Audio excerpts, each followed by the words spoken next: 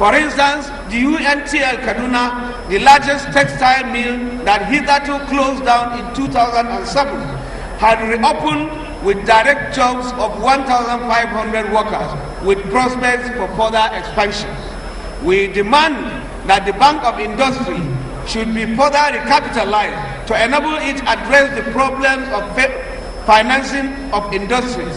In addition, there cannot be sustainable industrialization without uninterrupted power supply. Government must also stop the ongoing dumping of substandard and fake imported goods into the country. To continue to do so is to continue to export job prospects, dwindle our foreign reserve and foreign exchange earnings, and continued importation of unemployment. Nigeria must move away from a container economy in which almost every good is imported to a productive economy through an aggressive pursuit of industrialization. Government must support transfers of skills and technologies to accelerate industrialization and create the creation of good quality jobs while safeguarding the environment. This can be done through a renewed commitment to meeting the UNESCO prescription of 26% of national budget to funding of education. One, on our part, as a way to enhance the welfare of workers, the Nigerian Labour Congress has concluded arrangements with funding partners and housing developers to build over 600,000 units of houses across the country for sale at affordable prices and moderate interest rates to Nigerian workers. Given the over 40 million housing deficit in Nigeria, this modest effort by the Nigerian Labour Congress should be complemented by the federal government and other levels of government to give Nigerians a sense of belonging. As we speak to you today, the website to access the requisite information regarding the mass housing program has been activated and will be officially launched tomorrow, May 2nd, 2013. Also, in the area of easing workers' transportation, the Nigerian Labour Congress, through the federal government mass transit program, has obtained a loan to procure vehicles. Already, a total of 133 40-seater buses have been procured and will soon be rolled out. Discussions on another batch of the same number of buses have been concluded and will be made available to Nigerian workers very soon.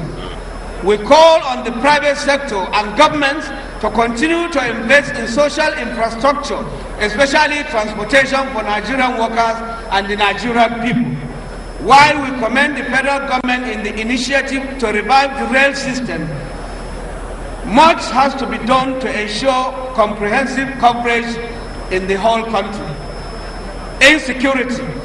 Today, Nigeria faces severe, comprehensive and total security challenges that threaten its survival. In other words, we have on our hands a clear and present danger that needs an urgent and well thought out solution if we must continue to remain as a nation. From the north to the south and from the east to the west, the nation is gripped in the throes of unprecedented violence. Daily, innocent and ordinary people are slaughtered in numbers, either in incidents of armed robbery, assassinations, kidnappings, arson, communal clashes or bombings, sectarian skirmishes and related acts of violence, with a telling effect in every facet of our life as a nation. The bonds that hold us together are being weakened. Our productive capacity is similarly diminishing. There is a feeling of loss of identity. We are scared and disfigured. As the nation lies prostrate, we are all shell-shocked. But much more worrying than all of this is our inexorable loss of humanity, both the murderers and their victims. At ordinary times and with lesser population, Nigeria was unable to feed itself and accordingly had to rely on food imports. The country's capacity to feed itself has been further undermined by a combination of increasing population, less arable land, serial conflicts and displacements. The situation has been compounded by last year's massive floods. And if meteorological predictions are anything to go by, there is no guarantee that the years ahead may not be worse. Violent conflicts, armed robberies, kidnappings, assassinations, arson, insurgencies, and food insufficiency or insecurity or other forms of threat do not occur by accident. Usually, they are products of years of poor leadership, bad governance, weak institutions, lack of accountability, corrosive corruption, political impunity, poor planning and patriotism, socio-economic injustices and inequities.